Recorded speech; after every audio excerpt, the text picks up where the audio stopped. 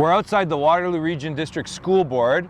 Right in this building is where trustees that are supposed to represent parents and students have regular meetings. What is it, monthly meetings? Something like that. Recently they've been doing it over Zoom. But what happened here a few months ago, or is it a few weeks ago, earlier this year? Earlier this year, an ESL teacher, a woman by the name of Carolyn Brzezinski, brought up some concerns that she had with some of the reading materials that are found in the school libraries. And you would expect that if a teacher brings this up, that a nice debate would occur between the trustees and the teachers and any parents that might have been present. But that didn't happen. What did happen was that she was shut down and she was shamed for having the audacity to bring up her concerns about what children can readily access in their school library. And all she was saying was questioning the age appropriateness of the material, right?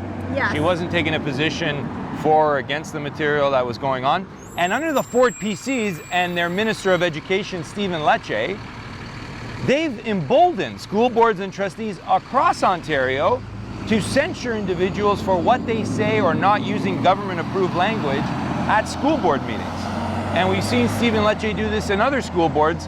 And Caroline, since then, has sued this school board. And who was the chair of the school board, the trustee? Yeah, so she's been forced to now sue not only the school board, but the chair, Scott Piatkowski.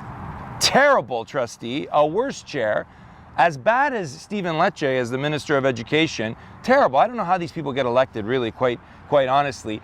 And so the new blueprint talks about stopping woke activism.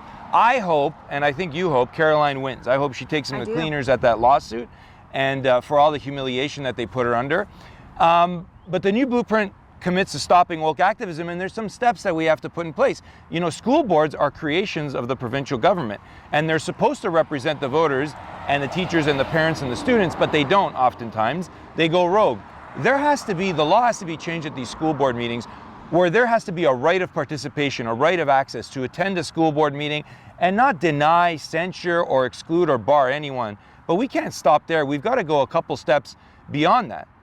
The second step is there should be no trustee or chair that is allowed to bar, censure, stop someone from speaking in the middle of a presentation, or even remove the minutes or the video of a meeting from being publicly posted. Mm-hmm. And thirdly, a provincial government should really look at these laws about suing people for slander or libel.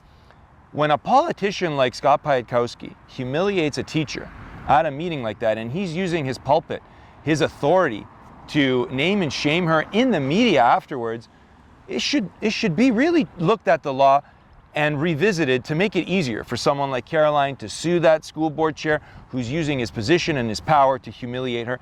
That's what we're going to look at with a new blueprint. We got to stop woke activism in our schools and at the school board level and trustees.